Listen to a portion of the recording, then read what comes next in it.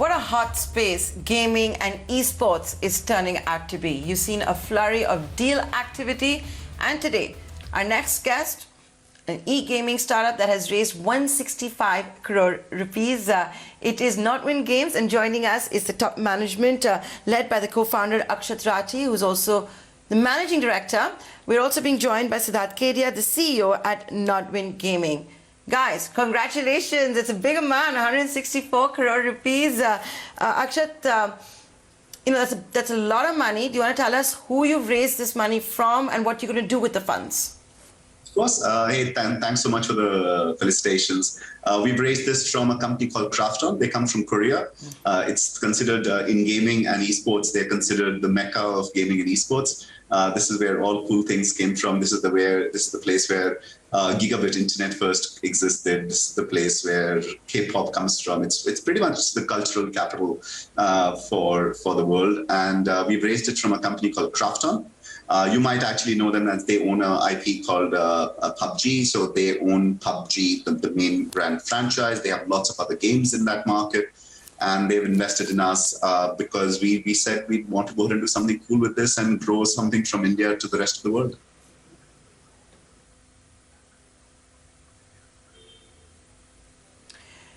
Siddharth, when you've done this fundraise, the fact that Krafton, which, as we all know, is considered to be the mecca when it comes to this space, there were no apprehensions or fears simply because of what happened to PUBG in 2020. PUBG tried to explain to the government it's not Chinese, but yes, it was being distributed by Tencent, etc.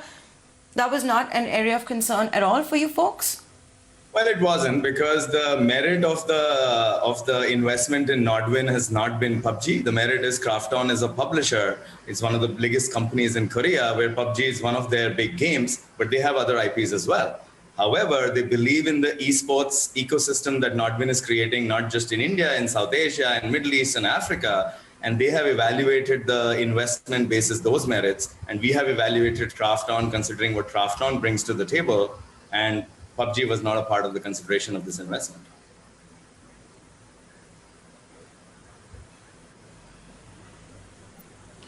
So, I understand post this transaction, Nazara is going to continue to own a stake in excess of 50%. Nazara, backed by Rakesh Jhunjhunwala, is also, of course, filed for an IPO. Akshat, what does it mean? You've got Nazara more than 50%. You've got now Krafton, which is coming in, and I'm sure it's not just a financial investor. Well, it's not just that, right? I'll go back before even Nazara came in. I have one of my really close friends, a guy called Rajan Navani, who runs Jet Synthesis, was the first people to go out and believe us way back in 2016. So I give a certain amount of equity to him. He's a publisher. Then Nazara came in, and that was a validation of what we were building in India. And then as the time has gone forward, when someone like Krafton comes, it's just a reaffirmation, right? What we started off as a small company in India trying to explain to the world what is gaming and what is esports suddenly became, hey, we are really big in India and now we are going global. And then when someone like Krafton comes on board, he says, you get this. You understand how to go out and do gaming. You understand how to do esports on those games that are there. And then you understand how to be mobile first, because what like the rest of the companies in esports, they build it either on consoles or they build it on PC. We are one of the companies which came from India and said, we understand mobile first. We understand our communities to be local language first. And when you have Hindi as the language of lingua franca, it's not English. English is something that is cool in esports, but most of our content is actually watched by India, Bharat, that watches it. And when that is there, understanding the community and then taking it global is the reason why we wanted to go out and get someone like a Krafton. And what does Krafton gives us? It not only just the capital it gives us, right?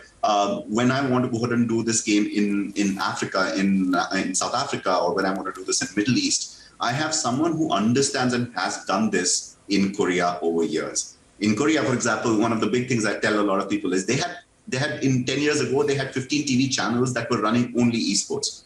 Just that intense understanding of what is esports gives us that lineage to go ahead and work with them very, very well.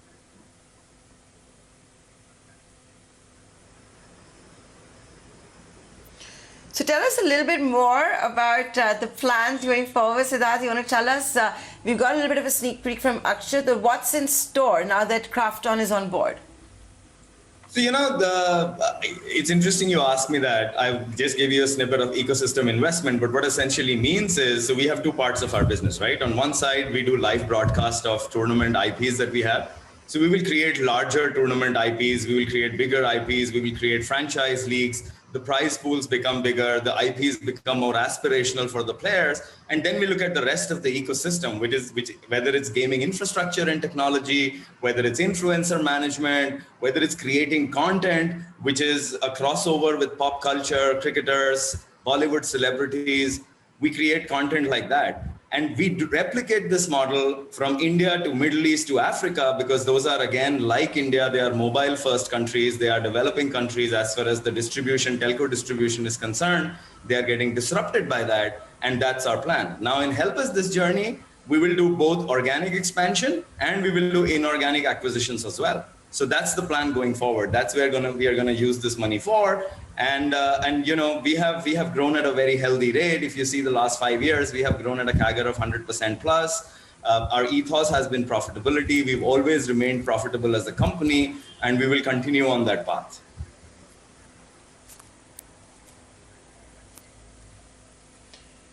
Wow, CAGR of 100%. And you want to tell us a little bit about the inorganic growth that you're looking at?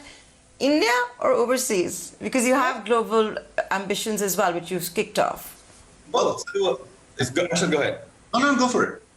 So, it's both. So on one side, we have companies like ours, whether they are in India or in the South Asian countries, Middle Eastern countries, African countries, we would look at making them part of the family. The other is some of the adjacent skill sets that we might need.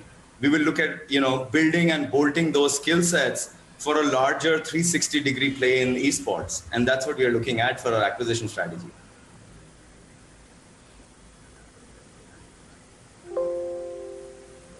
Okay, so all the best for the M&A activity that you folks are up to. From the way you're talking, I can make out stuff is on the table, but I know better than that fact that you're not going to tell me here.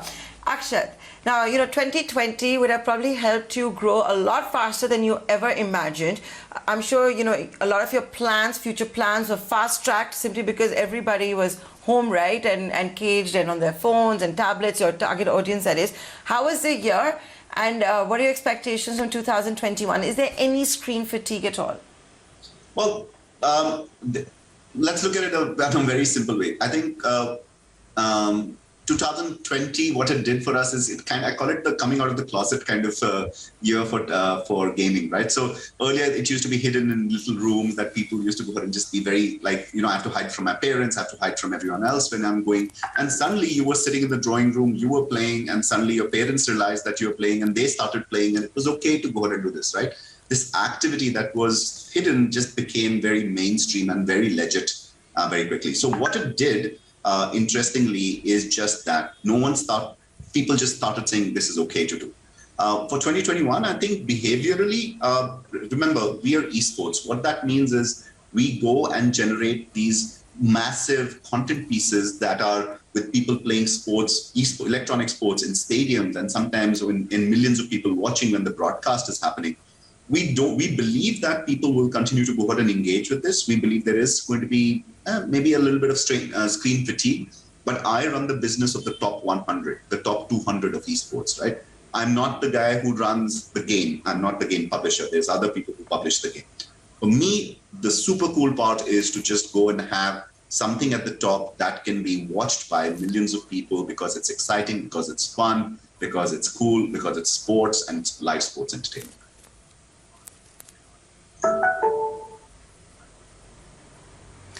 I want to get a sense also, because esports is booming, and I'll never forget. I'm putting it under gaming also over here because this is a space. For example, you had Mukesh Ambani and Satya Nadella on the same stage before the lockdown talking about how it can be bigger than television business and e-commerce and all of that. So that gives us a sense of, because a lot of people don't know this, how much are the, average an esports guy making today?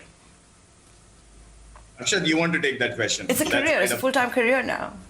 Of course it is. And not just a career. It's like all sports professions. There was a time that people used to go ahead and be in esports because they used to get returnable mouse pads as sponsorships. I think those days are long past. I think some of the top athletes across the world will earn over $1 million. And this is $1 million a year at least, and there's over 20 people who would go ahead and be earning that. In India, we have loads of people who are earning over $1,000 a month, which is 75,000 rupees. And this is their career, this is their profession, they're athletes.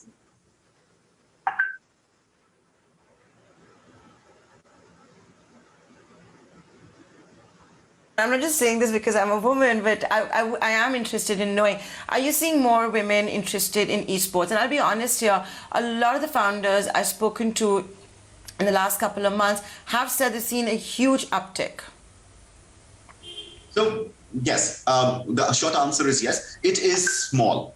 It's a very important thing to go ahead and say. It is small. It's a very strong uptick that is kind of coming in, which is great. But I think it'll need more viewers and more players. And we believe esports is agnostic, right? There is no differentiation between a man and a woman playing behind a keyboard or a mouse or a phone.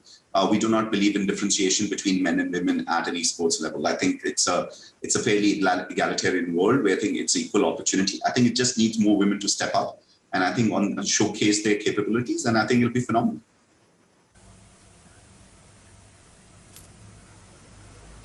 I know you both have a meeting, and I promise this is my last question for all the enthusiasts who are tuning in. Akshat, tell us, Kraftons, which all games are you bringing here?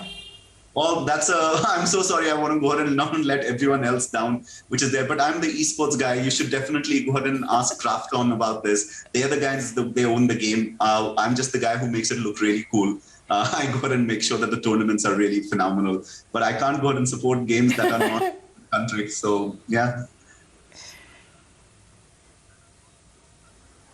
Okay, I thought you will know. I had to ask others. They'll be like, why didn't Nthara ask this question? But I know you guys have a meeting to go to. Thanks a lot for joining us here on Startup Central.